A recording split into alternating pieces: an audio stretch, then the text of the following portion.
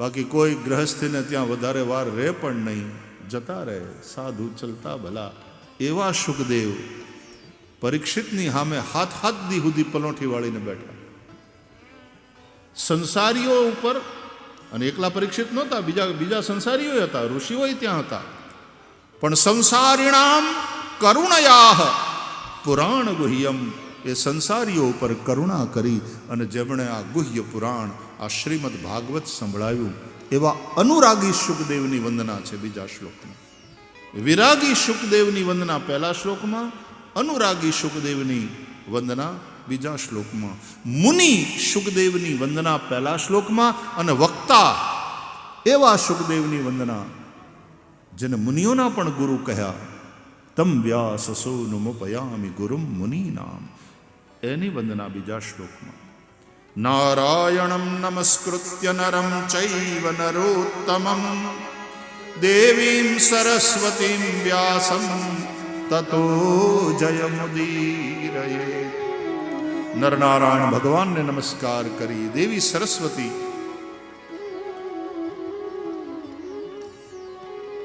વ્યાસ ભગવાનને વંદન કરી અને પછી કથાનો પ્રારંભ કર્યો. હે મુનિઓ, તમે બહુ સરસ પ્રશ્ન કર્યા. ભગવાનની કથા વિશે તમે પ્રશ્ન કર્યા, એનાથી મન શુદ્ધ થાય છે. પૂછવા માત્રથી જ મન પ્રસન્ન થાય. યેનાત્મા સુપ્રસીદતિ.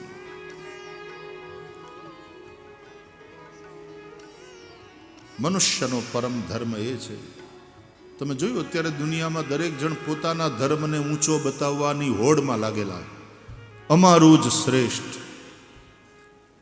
કયો ધર્મ શ્રેષ્ઠ? આ પ્રશ્નનો જવાબ ભાગવત આ જગ્યાએ આપે છે. સવૈ પુંસામ પરો ધર્મો. સાંભળજો, મનુષ્યને માટે કયો શ્રેષ્ઠ ધર્મ? મનુષ્યોએ કયા ધર્મનું પાલન કરવું જોઈએ? દરેક પોતપોતાના ઈષ્ટદેવને સૌથી ઊંચા બતાવે, દરેક પોતપોતાના ધર્મને સૌથી મહાન બતાવે, પણ કયો ધર્મ સૌથી શ્રેષ્ઠ મનુષ્યો માટે? એનો જવાબ ભાગવત આપે છે. સવૈ પુંસામ પરો ધર્મો યતો ભક્તિ અધોક્ષજે. જે ધર્મનું આચરણ કરવાથી અધોક્ષજ ભગવાનમાં ભક્તિ થાય, પ્રેમ થાય. અને ભગવાન એટલે હિન્દુઓનો ભગવાન કોઈ સાતમા આસમાનમાં રહેતો નથી, એ પ્રાણી માત્રના હૃદયમાં રહેલો છે. એ જડ ચેતન બધી એ પરમાત્માની જ અભિવ્યક્તિ છે. જડ ચેતન જગ જીવ જત સકલ રામમય જાની, તુલસીદાસજી કહે છે. અને એટલા માટે પરમાત્મા માટેનો પ્રેમ, એનો મતલબ થાય પ્રાણી માત્ર પ્રત્યે, જડ ચેતન બધા પ્રત્યે જેના હૃદયમાં પ્રેમ પ્રગટાવે, બધાના હૃદયમાં પ્રેમ પ્રગટાવે, એ જ શ્રેષ્ઠ ધર્મ. ભાગવતમાં ધર્મની વ્યાખ્યા પણ પ્રેમ પરક છે. પૂરી કાયનાત કે લીએ પ્રેમ જગાવે. ત્યાં આતંકવાદની પછી વાત જ ન હોય. પ્રાણી માત્ર પ્રત્યે પ્રેમ હોય તો કોઈનું અપમાન ન કરે, હવને વંદન કરે. એ હિંસા તો શું કામ કરે કોઈનું? પ્રાણી માત્ર પ્રત્યે પ્રેમ જગાવે, એ જ મનુષ્યનો સાચો ધર્મ. પ્રાણી માત્ર પ્રત્યે પ્રેમ, અધોક્ષજ ભગવાન માટેનો પ્રેમ. કવયિત્રી ઇન્દિરા ઇન્દુની પંક્તિઓ છે. જોજો, ગઈકાલે આપણે ચર્ચા કરી હતી કે શ્રમ અને પ્રેમ, આ બે મકારાંત શબ્દો જીવનને સમૃદ્ધ કરે છે. શ્રમથી તન દુરસ્ત, પ્રેમથી મન દુરસ્ત. તંદુરસ્તી અને મન દુરસ્તી બંને હોવા જોઈએ.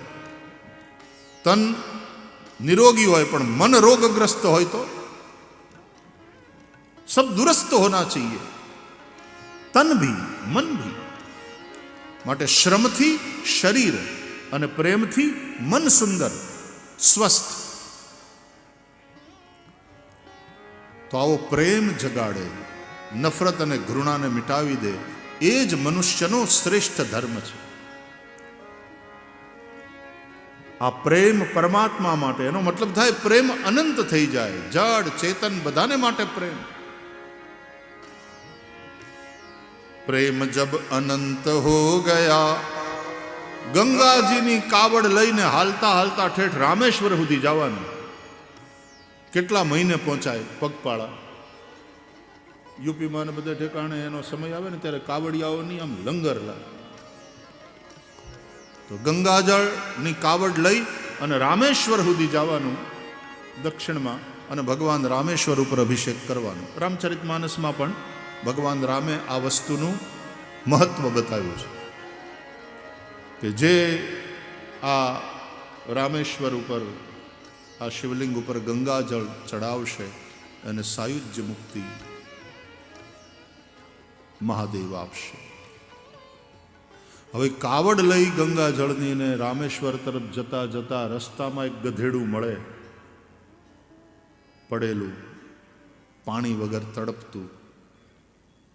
અને એ સાધુ પુરુષ એ ગંગાજળની કાવડ જે રામેશ્વર ઉપર અભિષેક માટે થઈને લઈ જતા હતા એ ઓલા ગધેડાને પાઈ દે, એના ઉપર પાણી છાંટે. આ ધર્મ મનુષ્યનો શ્રેષ્ઠ ધર્મ. અને આપણે માટે આવા સંતોએ આદર્શ બને છે. એ મરતું હોય ભલે મરે, મારે તો ઠેઠ ત્યાંથી ગંગાના કિનારેથી હાલીને આવું છું, મારે રામેશ્વર ઉપર અભિષેક કરવાનો છે. ઈ કર્મકાંડ થઈ જાય.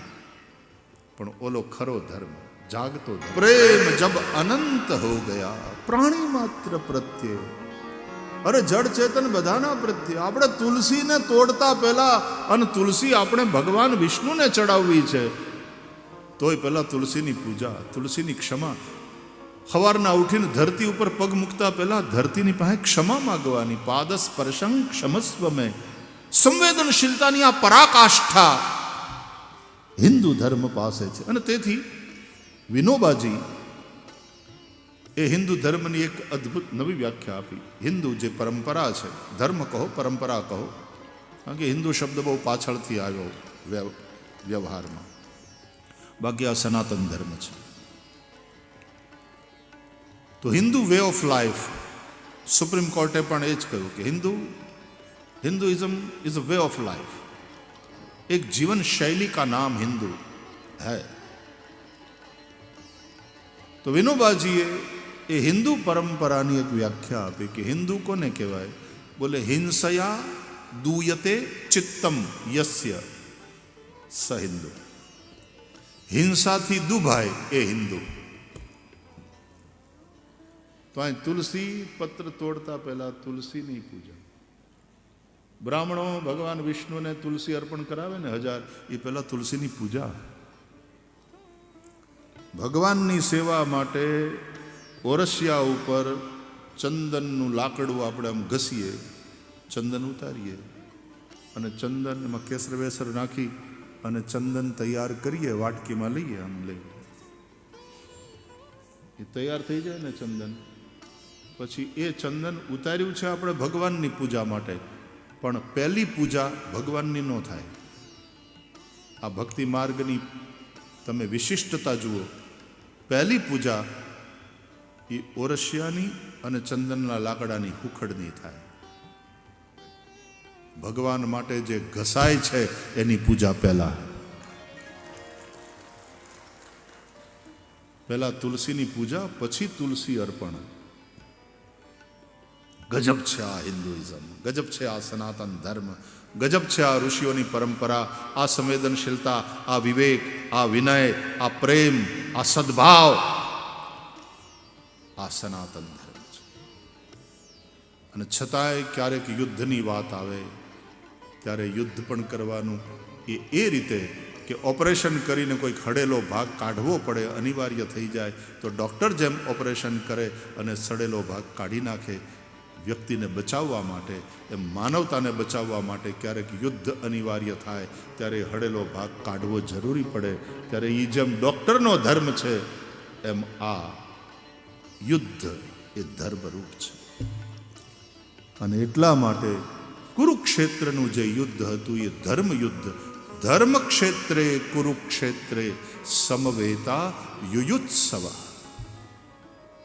એ જે બધા યુયુત્સુ હતા, યુયુત્સુ એટલે યુદ્ધ માટે ઉત્સાહ ધરાવનારા, યુયુત્સવ.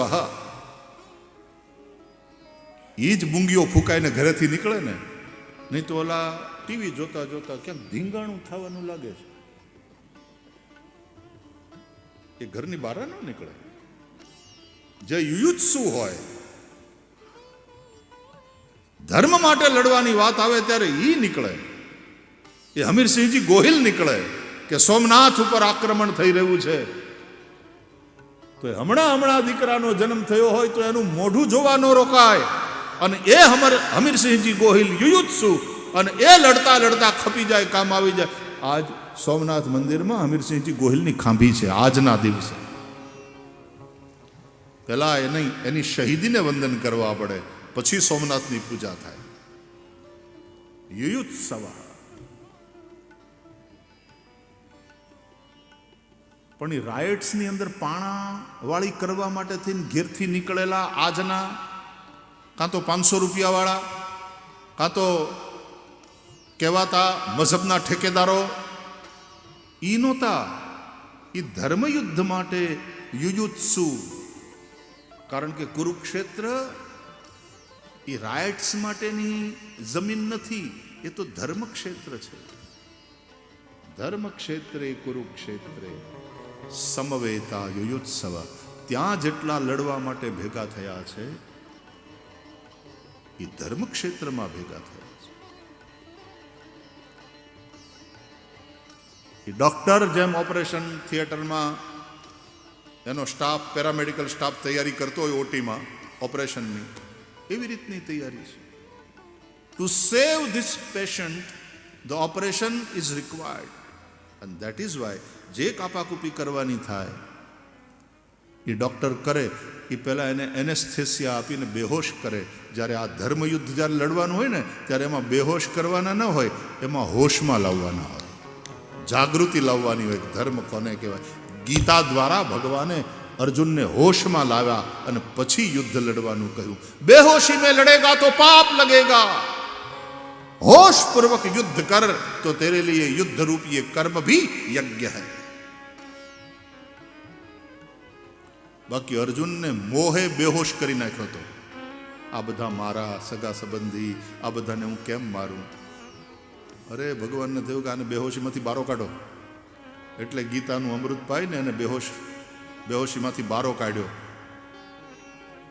કે તારી મોહરૂપી બેહોશી ગઈ? તો કે હા, નષ્ટો મોહ સ્મૃતિર્લબ્ધા ત્વત પ્રસાદાન મયાચ્યુત સ્થિતોસ્મિ ગત સંદેહ કરિષ્યે વચનં તવ.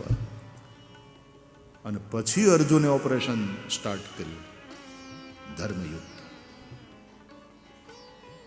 અન્યાય કરનારો તો ખોટું કરે જ છે, પણ અન્યાયને જે સમાજ ચૂપચાપ સહન કરી લે એ સમાજ વધારે દોષી છે. લડ યુદ્ધાય કૃત નિશ્ચય. ગીતા અદ્ભુત છે. અને અમુક કાળ માટેનું જે સોલ્યુશન હતું એમ નહીં, દરેક સમયનું સોલ્યુશન છે Bhagavad Gita. Because every moment we are suppose to fight. દરેક વ્યક્તિ યુદ્ધ લડી રહ્યો છે. આપણે શ્વાસ લઈએ છીએ ને વાલા, એ પણ યુદ્ધ જ છે મૃત્યુ સામેનું, કે અમારે જીવવું છે. नहीं तो मृत्यु कालह पिबती तद्रसम. हर सांस के साथ तुम्हारी आयु को हर रहा है काल, और तुम्हारी सांसें चल रही है, ये काल के साथ तुम्हारा युद्ध है. हर क्षण युद्ध हो रहा है. संघर्ष, struggle for the life, survival of the fittest, वही वाला सिद्धांत काम कर रहा. संघर्ष संघर्ष संघर्ष. અને આ સંઘર્ષમાં કૃષ્ણ આપણી સાથે હોય, એને સાથે રાખીને સંઘર્ષ કરીએ અને એની સાથે જો કનેક્ટેડ છીએ તો નિશ્ચિતપણે એ આપણને પ્રેરિત કરે છે. ધિયો યો નઃ પ્રચોદયા. એ આપણને ઇન્સ્પાયર કરે. અર્જુનને જેમ પ્રેરિત કર્યો એમ ભગવાન આપણને પ્રેરિત કરે, સાચી સમજણ આપે.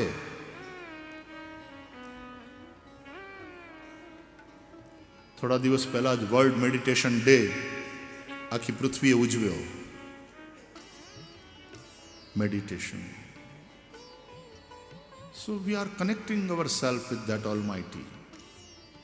અને પરમાત્મા સાથેનું કનેક્શન ડેવલપ થાય પછી વાત થાય. તમારો ફોન પણ જો કનેક્ટ ન હોય, નેટવર્ક ન મળતું હોય, અથવા મળતું હોય ને કોઈ કારણસર કનેક્ટ ન હોય, એરપ્લેન મોડ ઉપર કરી નાખો તો ક્યાં પછી કનેક્શન હોય?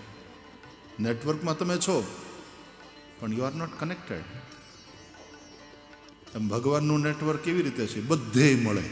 અહીંયા નેટવર્ક નથી એવું ભગવાનની બાબતમાં કોઈ દી થાય જ નહીં, બને જ નહીં.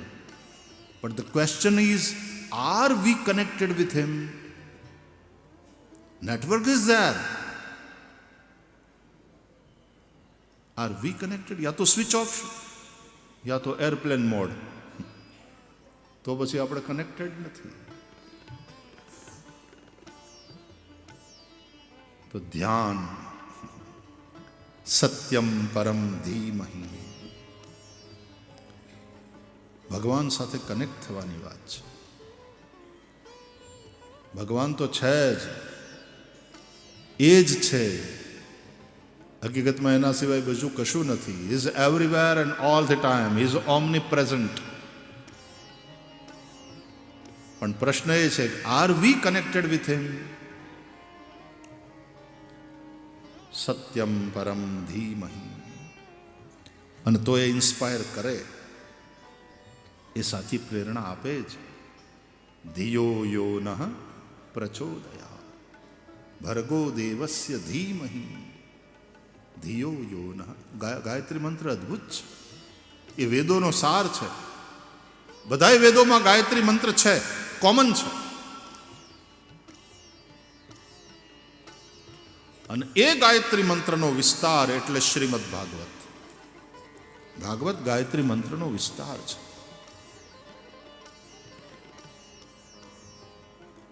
આટલા વર્ષો થયા આ ગ્રંથનો અભ્યાસ કરતા કરતા, આચાર્યોની આંગળી પકડીને આને સમજવાનો પ્રયાસ કરતા કરતા, જે કંઈ થોડું ઘણું અજવાળું ભગવાને આપ્યું, પણ એમ લાગે કે અદ્ભુત અદ્ભુત અદ્ભુત.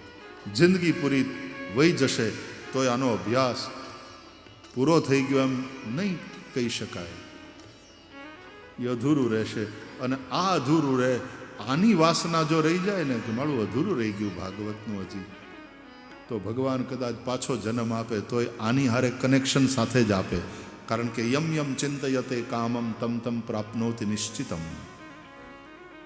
જે વાસના લઈને તમે મરો, તમે જાઓ, પાછા આવો ત્યારે એ જ પાછું કનેક્શન ડેવલપ થાય.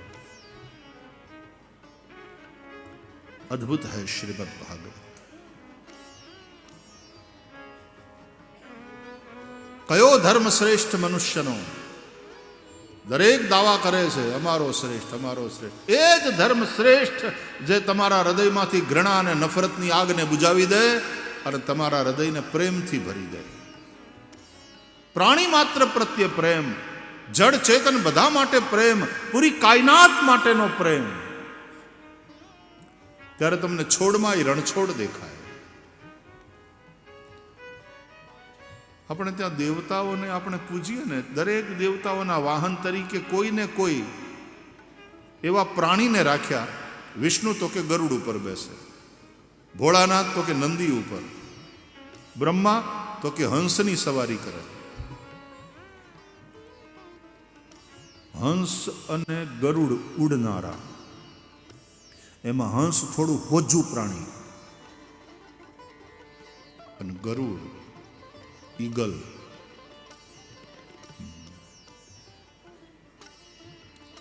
પણ નંદી એ તો હાલનારું પ્રાણી, પૃથ્વી ઉપરનું.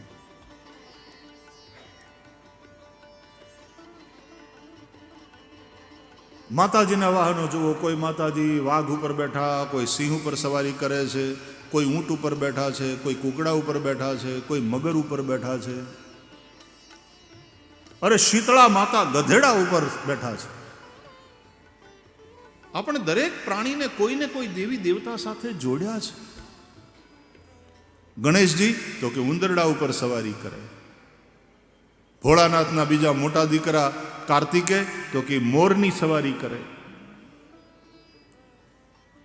ये कनेक्शन तुमने देखा? हमारे ऋषि क्या कहना चाहते हैं?